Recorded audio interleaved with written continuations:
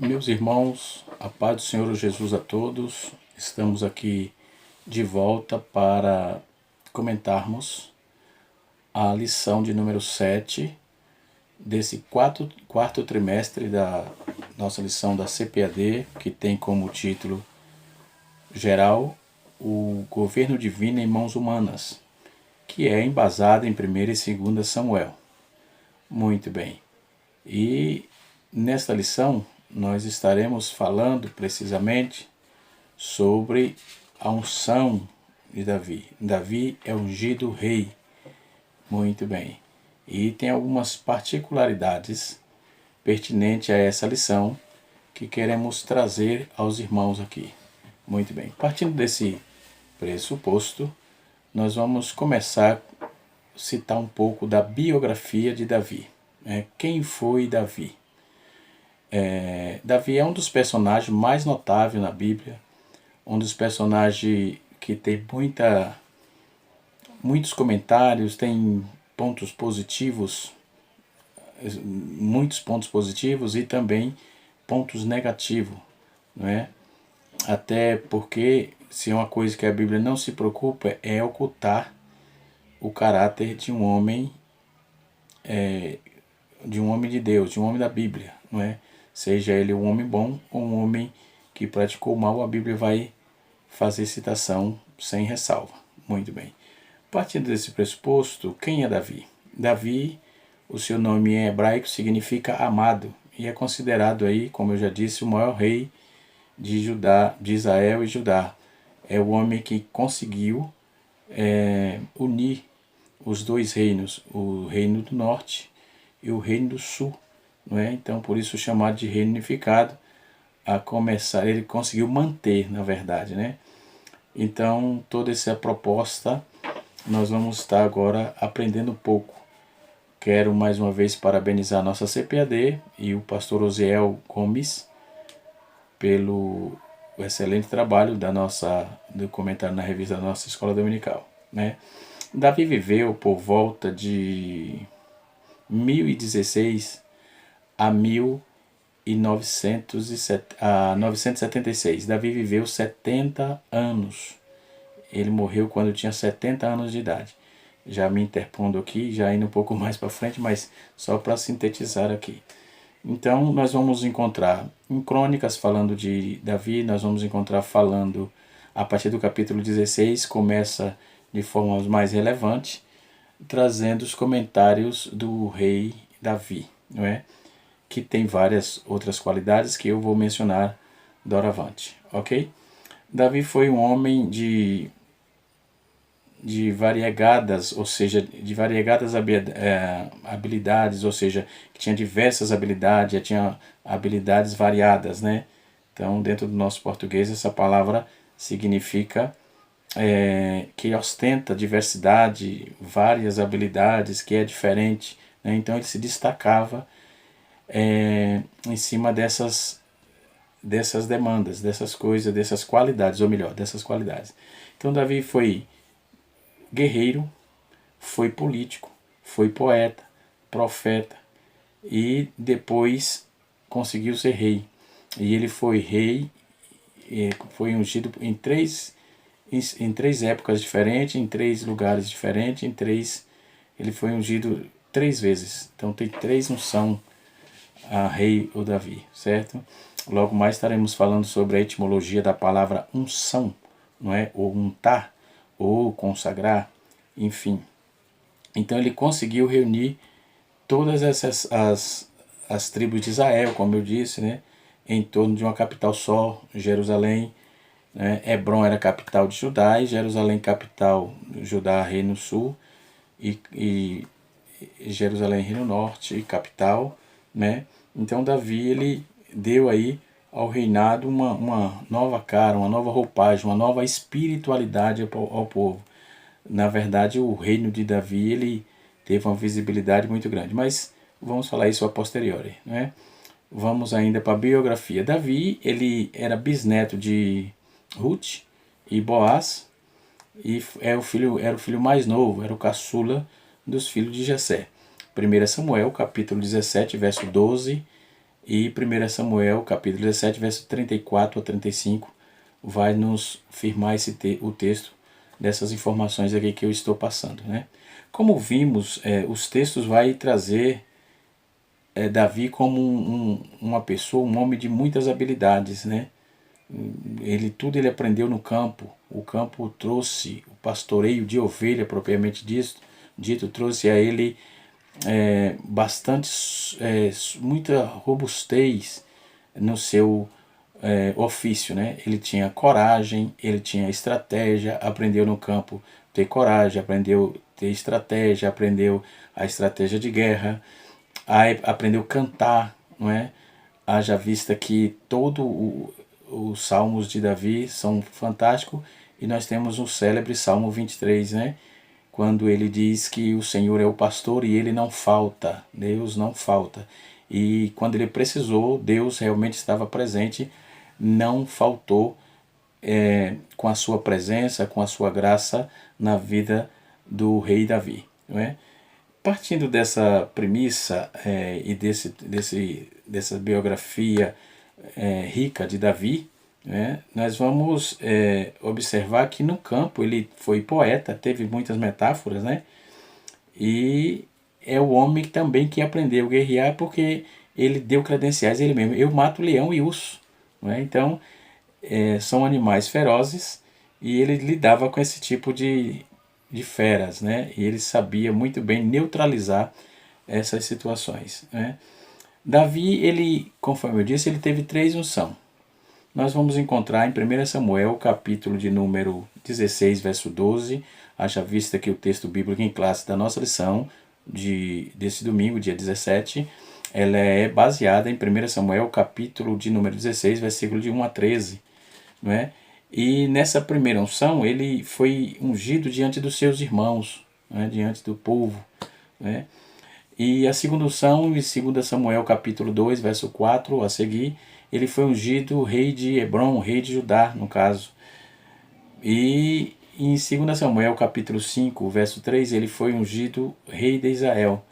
Então ele teve essa proeza, né? Mas era um homem de muito aguerrido, que, conforme eu já disse, no campo desenvolveu bastante habilidades para ocupar o posto que estava ocupando, não é? Mas nessa primeira unção, Davi ele foi ser pajem de arma do Saul, não é? Ele foi ser pajem de arma, e eu vou citar agora alguns textos, não é? 1 Samuel capítulo 16, versículo 17 a seguir, em especial o versículo 18, diz que Saul estava procurando alguém, porque o menino estava afrontando o Golias e tinha algumas anomalias ali, e ele disse assim, um moço disse para ele, um dos serviçal dele, disse assim: tem um moço, filho de Saul, ou filho de Jessé, melhor, ou belemita, ele tem muitas qualidades. E aqui no texto, no versículo 18 do capítulo 16, vamos separar aqui 7 qualidades. Quais as qualidades? Bom, eu preciso de alguém que tange, que sabe tanger, ou seja, sabe tocar, sabe quando tocar instrumento. Ele disse, pois esse moço ele toca bem, ele é valente, cheio de ânimo, ele é um moço animoso, animado, é homem de guerra, é prudente em suas palavras, ele é formoso, não é? E Deus é com ele, Javé é com ele, ou Yavé, ou Jeová é com ele. Então esse homem, eu creio que tem qualidades para estar servindo aqui no reino, né? Mas Deus, lembrando que quando o povo escolheu Saul, Deus não tinha escolhido Saul, tinha escolhido a Davi, né? E por isso chegou o tempo de Davi. O reino de Saul, todo mundo sabe o que foi que aconteceu. Nas lições aí passadas tivemos o prazer de estudar e aprender sobre essa demanda, né? E aí acontece isso. Então Davi, ele foi ser ungido. Há um fator muito importante aqui, que quando Samuel falou com Saul, que estava naqueles trâmites da unção dele, disse, olha, você vai encontrar 3 homens, e os 3 homens ele trará pão, um trará pão, outro trará um cabrito, outro trará vinho, não é? E aqui também a Bíblia diz que Samuel vai e Saul, no caso, chama Jessé e diz: rapaz, eu precisava de alguém e tal, manda-me a Davi, né? Manda-me a Davi.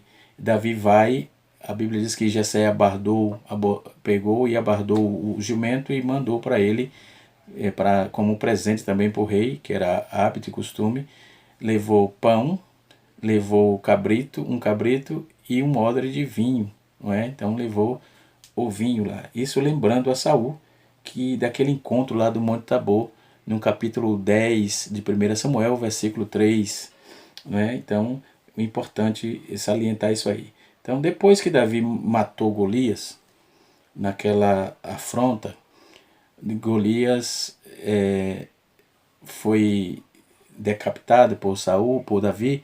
Saul criou um ódio dentro de Saul, e a Bíblia vai dizer que ele perseguiu Davi demasiadamente, não é? Saul, ele se voltou contra Davi, e foi tão grave assim, porque era natural que Davi venceu o afrontador de Israel, que era os filisteus, o gigante Golias, não é? E enquanto ele estava guerreando e lutando contra o meliante lá, o Golias, Saul estava só observando, não é? Vendo de camarote. Então a popularidade de Davi aumentou. E a popularidade de Saul, que já não estava boa, claro, foi definhando mais ainda e criou aquele ódio. A Bíblia vai dizer, vai chamar mesmo literalmente ódio, né? E ele começou a perseguir, conforme o capítulo 19 de 1 Samuel, versículo de 1 a 17. Diz a Bíblia que Davi fugiu para Ramá juntamente com Samuel. Eles foram lá para Naiote, e lá mesmo Saul enviou homens, mas não conseguiu pegar, né? Mas ele mesmo foi, e a Bíblia diz que o Espírito de Deus, uma força estranha, não é? Os comentaristas, Russell Norman Chamber vai chamar isso de estranho, uma força estranha, não é? Entendemos que é o Espírito de Deus, intercepta o Saul, e ele cai, entendeu? E sobre esse poder aí, conforme está escrito no capítulo de 1 Samuel, capítulo 11, verso 18 a 23, entendeu? Então, Deus era com Davi, provando mais uma vez que Deus era com Davi. Então, Davi, como fugitivo, ele trouxe a ele vários prejuízos, né? E Saul continuou perseguindo Davi, né? Até que ele pegou Mical, mulher de Davi, que era filha dele, e deu a outro homem. Enfim, foi um tormento, né? Mas Davi conseguiu se sobressair, né? Então Davi, nas próximas lições, ainda vamos continuar falando de Davi, né? Acho que até a lição 13, o comentário todinho é sobre Davi, e realmente Davi tem muita coisa a se falar, né? Mas vamos falar um pouco sobre a unção. O que é a unção, propriamente dito? Unção com óleo. O que é isso? Vamos para a etimologia da palavra. O pastor Uziel, muito feliz nos seus comentários, não é? Ele abordou muito bem o assunto, né? Mas a palavra unção no grego quer dizer carisma, não é? Ou charisma, no caso, carisma. Esse substantivo aparece 3 vezes no Novo Testamento, não é? Em 1 João capítulo 2, verso 20 a 27, 20 e 27, aparece o verbo kyrios, que é ungir, né? Então, e que ocorre aí por 5 vezes, em Lucas capítulo de número 4, versículo 18, Isaías capítulo de número 61, vai trazer a mesma conotação, Atos capítulo 4, verso 27, e Atos capítulo 10, verso 38, 2 Crônicas capítulo de número 1, verso 21, e Hebreus capítulo de número 1, verso 9, né? E ainda cito Salmos 45, versículo de número 8, né? Então vai trazer um objetivo aí de ungido, não é? A palavra untar, ungido. Então, dentro de uma historicidade dessa questão de unção com óleo, eu quero abordar um pouco o fator histórico dentro dessa nossa lição, que é muito, muito importante. Como o nosso canal, lembrando que você está no canal Rascunho da EBD, eu sou o pastor Edivaldo Pereira, né? Então, queremos ajudar a elucidação de algumas perguntas e algumas questões, né? Então, essa questão de ungido aparece na Bíblia aí por mais de 540 vezes, né? Desde Mateus, no Novo Testamento, desde Mateus capítulo 1 até Apocalipse capítulo 22, vai aparecer constantemente devido ao Cristo, devido a Jesus, né? Em todas essas ocorrências, substantivo, unção, elas é uma pauta da presença do Espírito Santo na vida do homem, na vida dos crentes, enfim, né? Então, etimologicamente falando, nós quero trazer aqui a vocês a unção que separa ministros, ofícios. Isso é chamado, alguém chama isso de óleo da alegria, Hebreus capítulo 1, verso 9, não é? Nós vamos encontrar também Deus fazendo as coisas, usando diretamente, mandando ungir, e Deus, o próprio Deus fazendo Ele mesmo, né? Então a unção, a ideia da unção vem do Antigo Testamento, que quando o rei, o sacerdote, recebia unção com óleo, era literal, não é? Para a ocupação de funções especiais. Basta ver Êxodo capítulo 40, verso 13 a 15, e Juízes capítulo 9, versículo 8, não é? E 1 Samuel 9, 16. Enquanto a unção dos profetas, por exemplo, era diferente, era diretamente com Deus, era Deus que cuidava disso tudo, era uma operação espiritual que Deus fazia, conforme Reis capítulo 16, capítulo 19, verso 16, e também Isaías, capítulo número 61, verso 1, que eu citei logo no início do nosso vídeo. Não é? No Novo Testamento, a unção, literalmente, ela vai aparecer em Tiago, capítulo 5, versículo 13 a 15, que vai quando tiver alguém doente, chama o presbítero e tal, os irmãos conhecem de forma sobeja o texto. Não é? Então, esse escritor aqui, o escritor de Tiago, ele vai usar aleifo, né? É a palavra untar, besuntar. Vários vocábulos hebraicos são atribuídos aí para como engordar, esfregar, derramar, ungir, tem a conotação aí dessas demandas, né? E nós vamos também, a Bíblia mencionar o ofício do ministro que eu já falei antes, né? Em Romanos capítulo 1, verso 1, não é? E Amós capítulo 6, verso 6, vai já advertir com cuidado da unção, né? Vai advertir sobre para não ter a unção como um fator de luxo, enfim, Amós 6 e 6. Né? Então, usando a etimologia da palavra, dentro dessas questões do Testamento, nós vamos encontrar o uso de óleo. Eu já vi alguns comentaristas falando nos vídeos aí da IBD que ter cuidado com ungir objetos. Né? Eu, particularmente, não unjo objeto. Quando alguém chega na igreja querendo que unja chave, quer óleo para ungir casa, negativo. Hoje, na Nova Aliança, a gente não usamos mais esses artifícios, mas no Antigo Testamento se ungia sim objeto com óleo. Não é? Era uma forma de consagrar os objetos para o culto a Deus, conforme no capítulo, está escrito em Êxodo, capítulo 29, versículo 36 e 37, Êxodo, capítulo 30, versículo 25 e 29, a 29, vai falar desse tipo de unção. Os objetos, por exemplo, se tornava santo, assim que ungia, se tornava santo para o serviço do Senhor. No Antigo Testamento também fala da unção de pessoas, né? John Wesley ele faz uma citação que diz que entre os judeus a unção era uma cerimônia pela qual os profetas e os sacerdotes e os reis eram iniciados nos seus ofícios. Né? Vale a pena salientar que a unção não era exclusividade do povo bíblico, não.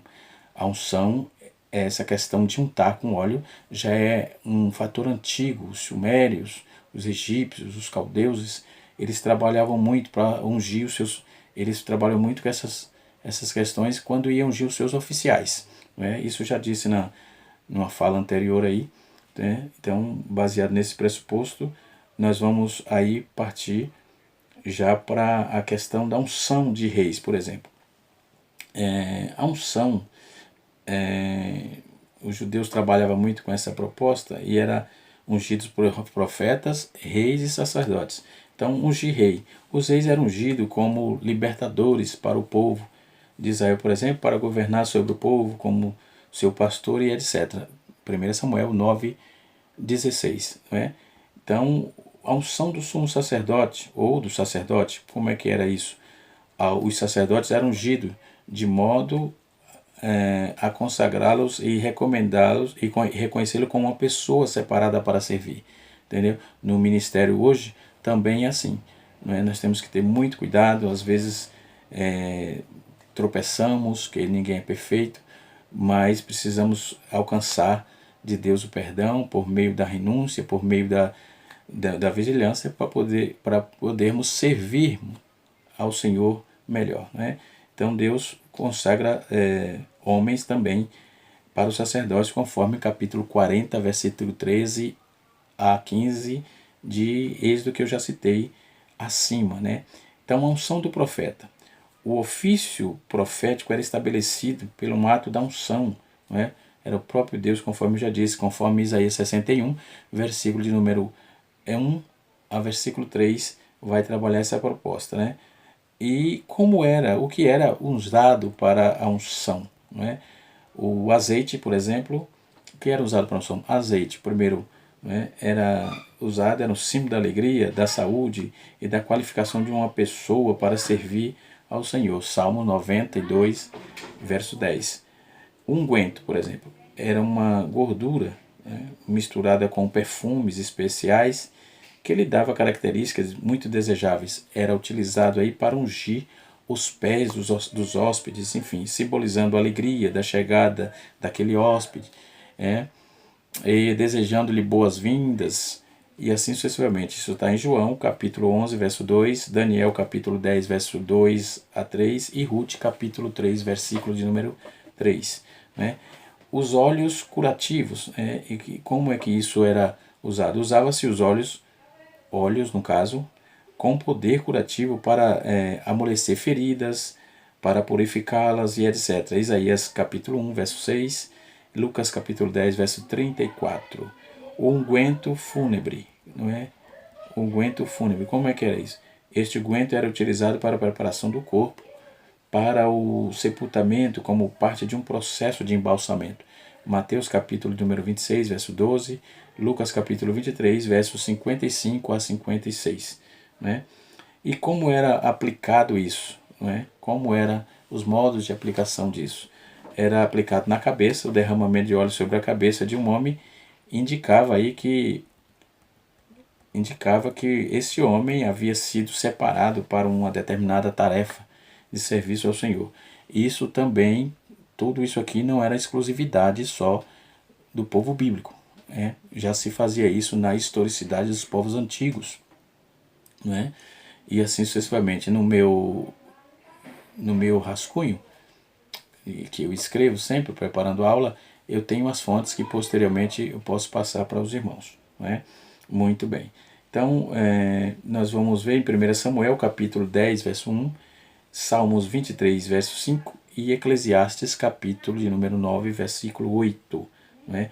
Fala da unção na cabeça. No rosto, por exemplo, a unção no rosto, o óleo da unção tinha como objetivo de hidratação, proteção contra as forças da natureza. Salmo 104, verso 15. Outro local que se ungia também, os pés. Né?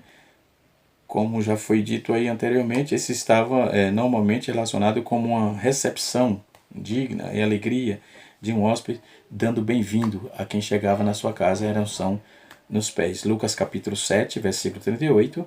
E vamos ver também sobre a unção das feridas, sobre quando se colocava óleos nas feridas, utilizando-se como medicamento. 2 Reis, capítulo número 20, versículo de número 20,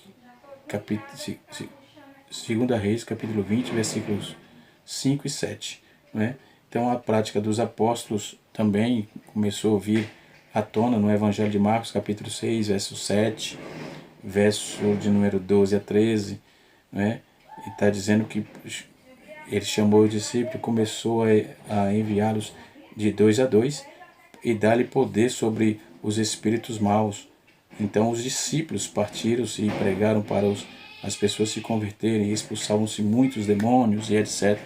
E curaram muitos doentes e ungindo-os com óleo, né? Então a expulsão de demônios, a cura a efeição de milagres, até hoje fazemos isso, né? Quando alguém está doente, usando Tiago capítulo 5, conforme é a base que usamos sempre, né? Aí vem a orientação de Tiago, conforme já estou fazendo a citação, o uso do óleo na história da igreja, não é? Como é que isso era feito, os pais da igreja já trabalhavam essa terminologia, esse feito, aliás, terminologia não, essa função, né? Conforme Tiago capítulo 5, versículo 14, trata-se apenas de uma questão de perdão dos pecados, não alguém dizia, os pais da igreja diziam isso, a exemplo de Orígenes, ele só usava o capítulo 14, o versículo 14, né? Falando da questão do perdão, não era mencionado o uso de óleo e tal. Agostinho, ele menciona o uso do óleo uma vez em seus escritos, falando sobre os milagres. Tertuliano diz que Sétimo Severo e tal, e cada um foi curado na oração com a imposição do óleo, através de coloca nas mãos, enfim. Então Crisóstomo também tinha sua posição e dizia-se que o óleo para ungir os dentes deve ser retirado das lâmpadas que iluminavam o templo, enfim. Então, na igreja grega, por exemplo, Crisóstomo também mencionado para ungir, dizia que o óleo também usava-se para ungir bêbado, não é? E assim sucessivamente. Então, os nestorianos também já tinham outros costumes, até chegar ao catolicismo apostólico romano, não é? Então nós vamos, diz que a partir do quarto século, diante da liturgia da igreja grega, e outras liturgias também orientais já continham aí a fórmula para consagrar o óleo santo. Hoje existe algumas, no meio neopentecostal, existe muitas denominações que entrega óleo para o povo, joga óleo de... Não, isso é banalização, não é? O nosso comentarista, pastor Osiel, também se fez citação disso aí, que isso é banalização, realmente banalização, não é? O óleo, quando alguém está doente, chama um oficial da igreja, o presbítero da igreja, ungindo com óleo em nome do Senhor. Não se unge mais objeto, e também essa banalização de jogar óleo no povo, de encher a mão, vamos gastar o óleo, isso aí é banalização, Deus não está nesse negócio, ok? Quando alguém está doente, a Bíblia faz a observação muito clara. Se nós somos bíblicos, e a Bíblia é o nosso manual de fé e prática, vamos ter que usar a Bíblia para pregar o Evangelho, e todos os ofícios na igreja está pautado dentro da sacrossanta palavra de Deus, a Bíblia, ok? Então, dentro dessa proposta, eu quero agradecer aos irmãos pela atenção. Se você gostou desse vídeo, você pode deixar o seu like. Se você não se inscreveu ainda, você vai se inscrever e deixe seu like e deixe seu comentário para que a gente possamos melhorar o nosso trabalho, ok? Nós vamos, sou grato a Deus pela vossa atenção, mas eu queria trabalhar ainda a questão da historicidade, para fechar aqui nosso assunto, o óleo como confirmação do carisma, né? Era usado na ocasião em um jovem, por exemplo, adulto, para reafirmar os votos batismais, né? Que era feito pelos padrinhos. Isso a igreja romana trabalhava muito com isso aí. Nós vamos encontrar aqui em um documento da igreja anglicana, por exemplo, o Concílio Vaticano II mudou o nome disso para extremunção, de extremunção para unção dos enfermos, né? Então, quando alguém estava para perecer, para falecer, se fazia extremunção e etc. A igreja anglicana também trabalhava com essas propostas, e outras igrejas históricas usam 3 óleos para essa questão de liturgia na igreja. O óleo da confirmação, conforme eu já disse aqui, não é? O óleo dos catecúmenos, o que era usado para a celebração do santo batismo através do sinal da cruz, né? Eles chamavam óleo de catecúmenos, e os óleos dos enfermos, né? O óleo dos enfermos era usado na administração da bênção da saúde, entendeu? E que tomou lugar aí da extremunção. Então, são a historicidade da nossa aula, né, que estamos trazendo aos irmãos, que Deus possa os abençoar de forma grande e que a poderosa mão de Deus recaia sobre as suas vidas, né? E assim sucessivamente. Então, em outras oportunidades, traremos aí maiores esclarecimentos sobre isso. Diga-se de passagem, até a lição de número 13, nós vamos estar falando sobre a pessoa de Davi, os ofícios de Davi, a queda de Davi, tudo relacionado a Davi. Na próxima lição, estaremos estudando sobre o exílio de Davi. Muito bem, Deus abençoe a todos. Até a próxima aula, se Deus assim nos permitir. Deus abençoe.